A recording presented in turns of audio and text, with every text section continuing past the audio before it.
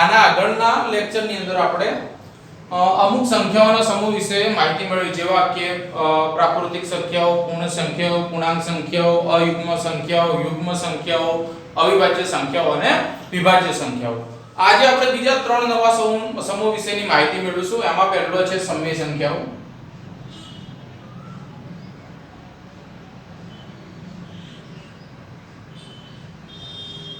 બીજો છે અસમય સંખ્યાઓ.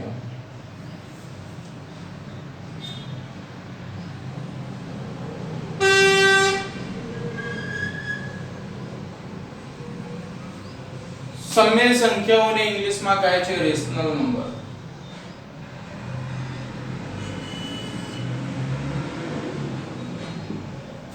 આને કહે છે ઇરેશનલ નંબર.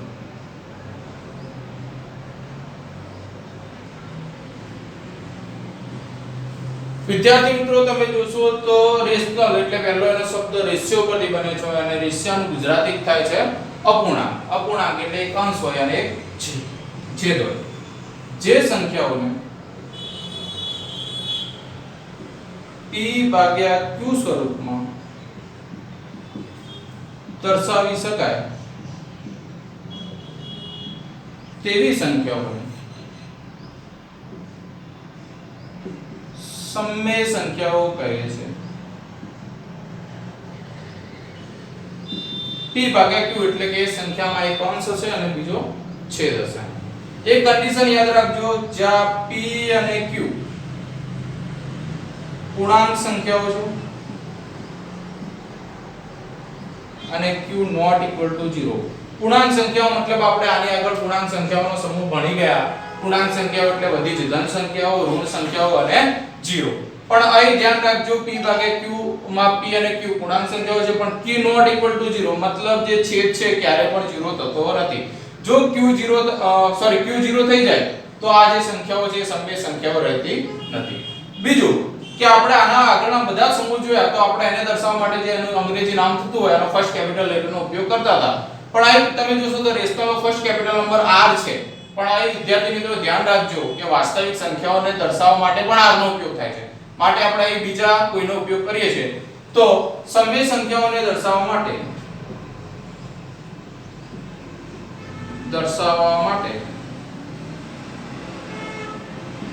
q નો ઉપયોગ થાય છે.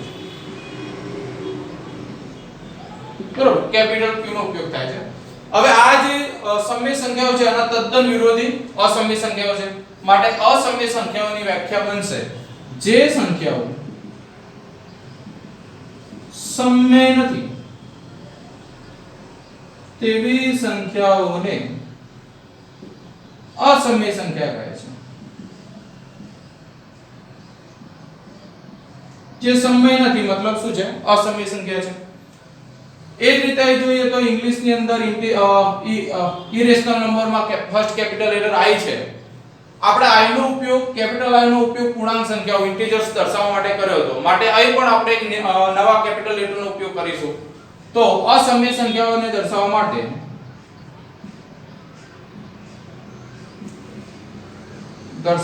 માટે q બાર નો ઉપયોગ થાય છે.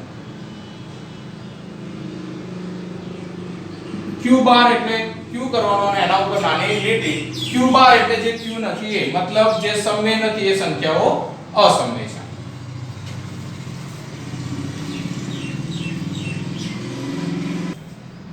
એના પછીનો ટોપિક છે વાસ્તવિક સંખ્યાઓ.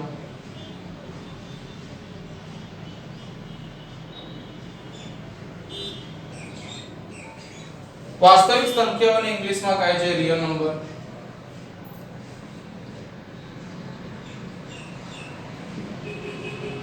વ્યાખ્યા લખીએ તો એની વ્યાખ્યા આગળના બે સમૂહ સમય અને અસમય ઉપર આધારિત છે. બધી જ સમય સંખ્યાઓ અને અસમય સંખ્યાઓના સમૂહને વાસ્તવિક સંખ્યાનો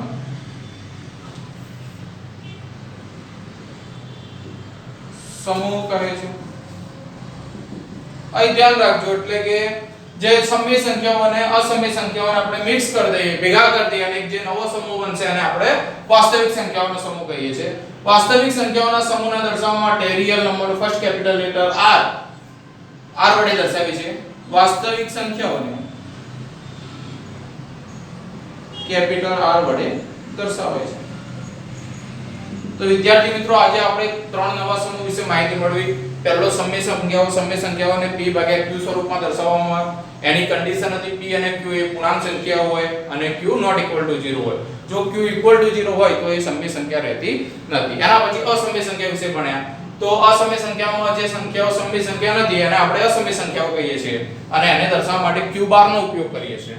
એના પછી આપણે વાસ્તવિક સંખ્યાઓ, સમય સંખ્યાઓ અને અસમય સંખ્યાઓના સમૂહને આપણે વાસ્તવિક સંખ્યાઓ કહીએ છીએ અને વાસ્તવિક સંખ્યાઓ દર્શાવવા માટે કેપિટલ R નો ઉપયોગ કરીએ છીએ. વિદ્યાર્થીઓ આગળનો ટોપિક યુક્લિડનો ભાગાકારનો પૂર્વ પ્રમેય.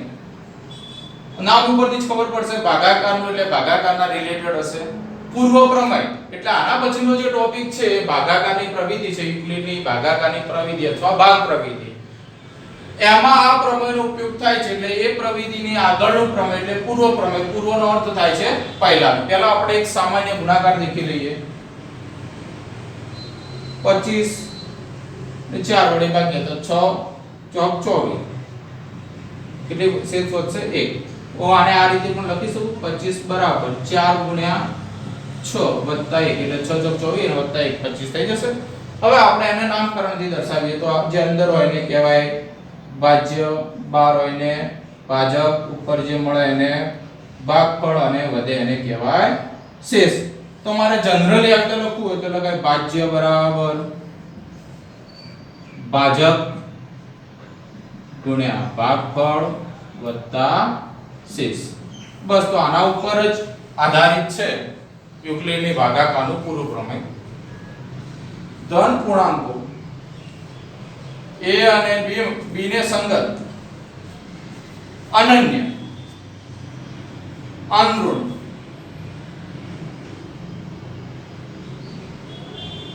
પૂર્ણાંકો q અને r મળે જેથી a બરાબર bq વત્તા r થાય.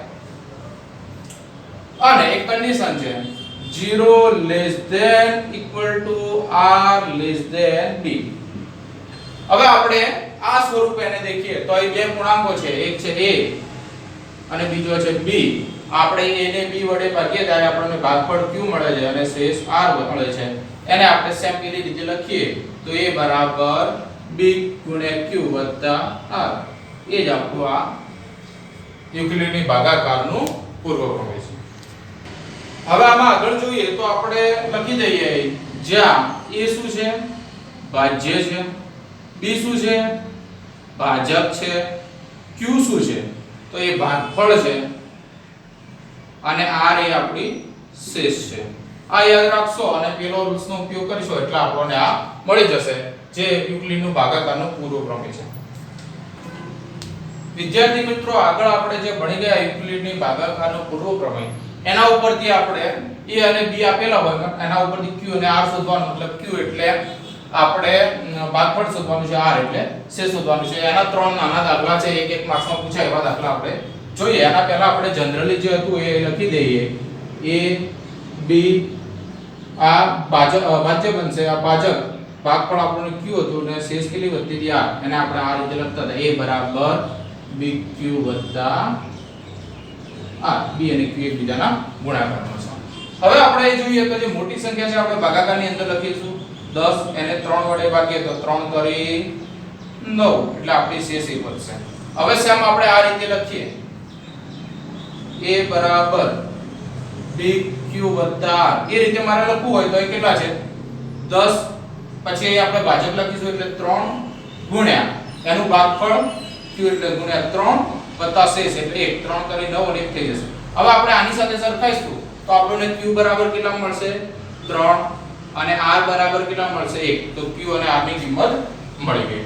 આના પછીનો એવો દાખલો છે આમાં જે મોટી સંખ્યા છે આપણે અંદર રાખીશું 19 ભાગ્યા 4 વડે ભાગીશું એટલે 4 ચોકુ 16 અને વધશે 3.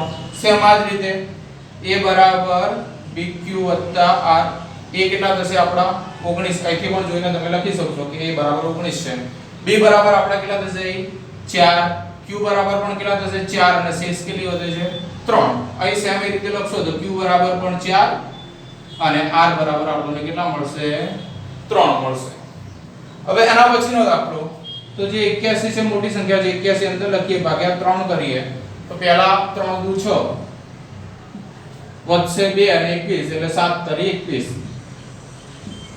શેષ 0 વધશે સેમ આની રીતે લખીએ તો આપણે લખશું a બરાબર dq વત્તા અહીં b સોરી a કેટલા થશે 81 dq એટલે 3 ગુણ્યા 27 વત્તા શેષ r એટલે શેષ એટલે 0 અહીં q બરાબર કેટલા બનશે 27 અને r બરાબર કેટલા મળશે 0 આપણને જે q અને r શોધવાના હતા એ ત્રણે દાખલામાં મળી ગયા વિદ્યાર્થી મિત્રો આગળનો ટોપિક છે યુક્લિડની ભાગ પ્રવિધિના સોપાનો યુક્લિડની ભાગ પ્રવિધિનો ઉપયોગ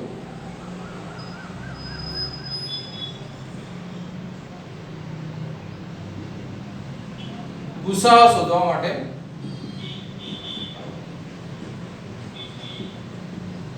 ગુસાઅ એટલે ગુરુત્તમ સામાન્ય અવયવ કોઈ પણ બે સંખ્યાનો આપણે ગુસાઅ શોધવો હોય તો યુક્લિડની ભાગ પ્રવિધિનો ઉપયોગ કરી શકીએ છીએ અને બીજું ખાસ કે યુક્લિડની ભાગ પ્રવિધિનો ઉપયોગ આપણે જ્યારે કહીએ છીએ કે બંને સંખ્યાઓ બહુ મોટી હોય ત્યારે સરળતાથી આપણે ગુસાઅ શોધવો હોય તો યુક્લિડની ભાગ પ્રવિધિનો ઉપયોગ કરીએ એના ત્રણ સોપાનો છે આમાં પહેલું સોપાન છે એક ધન પૂર્ણાંકો c અને d ઉપર યુક્લિડના ભાગાકારના પૂર્વ પ્રમેયનો ઉપયોગ કરતા ભાગાકારના પૂર્વ પ્રમેયનો ઉપયોગ કરીએ તો આપણને મળશે c dq r જ્યાં r બરાબર આપણે લખશું કે 0 r d આપણે પેલામાં a અને b અજ્ઞાત લીધા હતા અહીં આપણે c અને d લઈએ તો c અને આપણે d વડે ભાગીએ તો આપણને ભાગ મળશે q અને શેષ r વધશે સેમ એ જ લખ્યું છે c dq r હવે સોપાન બીજું છે જો r 0 મળે r 0 મળે મતલબ જે શેષ છે એ આપણે ભાગાકાર કરીએ અને શેષ 0 મળે તો d એ c અને d નો ગુસાઅ થાય આપણે જે આ ભાગાકાર કર્યો એની અંદર જો શેષ 0 મળશે તો c અને d નો જે ગુસાઅ છે એ d પોતે થશે જો r ≠ 0 હોય તો આપણે આગળ d અને r ને ભાગાકારનું પૂર્વ પ્રમેય લગાડીશું જો r ≠ એટલે શેષ 0 ના થાય તો આપણે એ જ સ્ટેપ જે હતું એ આગળ લઈ જઈશું અને જે એનો ભાજક અને શેષ છે એને આપણે ભાજકને શેષ કરીશું ભાજક કરીશું અને શેષને ભાજક બનાવી અને આગળ જઈશું સોપાન 3 છે આ પ્રક્રિયા આપણે ક્યાં સુધી અનુસરીશું તો જ્યાં સુધી r 0 ન થાય ત્યાં સુધી આ પ્રક્રિયાને અનુસરીશું અને જ્યારે r 0 થાય ત્યારે જે આપણને ભાજક મળે છે તે આપેલ સંખ્યાઓનો ગુસાઅ છે ફરીથી રિવિઝન કરી લઈએ તો પહેલી જે આપણને બે સંખ્યાઓ આપી છે એને આપણે ભાગાકાર કરીશું અને આ રીતે દર્શાવીશું જો r 0 મતલબ શેષ 0 આવશે તો એ બે સંખ્યાઓમાંથી જે સંખ્યા છે કે ગુસાઅ થશે જો r 0 ના આવે તો આપણે પ્રક્રિયા આગળ વધારવાની અને એ પ્રક્રિયા છે ત્યાં સુધી આગળ વધારવાની કે r 0 આવે જે સ્ટેપમાં અથવા જે તબક્કામાં r 0 આવશે ત્યારે આપણને જે ભાજક હોય છે એ આપણો ગુસાઅ થશે તો વિદ્યાર્થી મિત્રો આજે આપણે યુક્લિડની ભાગ પ્રવિધિના સોપાનો વિશે અભ્યાસ કર્યો આ સોપાનો વધુ તમને જ્યારે આપણે આના ઉપરથી દાખલા ગણીશું ત્યારે ખબર પડશે યુક્લિડની ભાગ પ્રવિધિના ગુસાઅ શોધવાના દાખલા આપણે નેક્સ્ટ લેક્ચરમાં લઈશું આભાર વિદ્યાર્થી